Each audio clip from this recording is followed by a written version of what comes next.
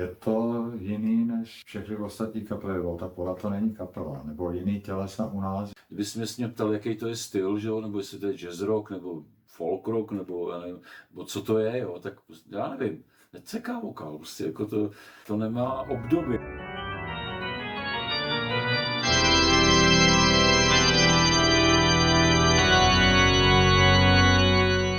Terha s Kantorem totiž v těch 70. letech tady dali dohromady takový hudební útvar, který byl v té době u nás neslyšený.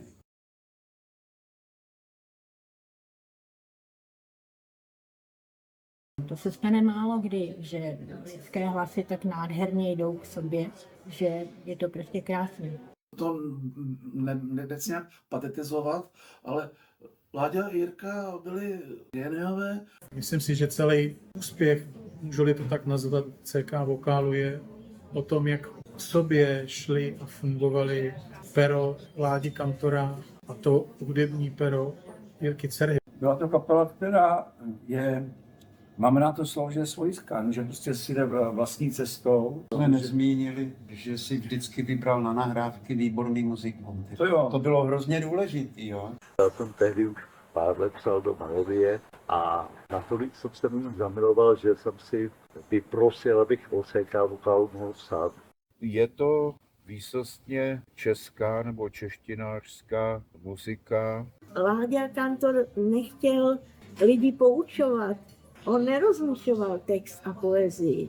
Pro něj měla být poezie textem a text poezií. To je kapela, na který jsem byl suverénně nejvíckrát. Kdybys mě probudil ve 3 ráno, tak ti ty texty řeknu snad všechny z paměti. Vedle toho, jak zpívali, jak se prezentovali na pódium, co říkali, tak nám bylo hned jasný, že to je takzvaně kapela na naší straně v tehdejší politické a společenské situaci. Když už CK Vokál vlastně byl angažován do divadla Labyrint, už jsem je viděla naživo.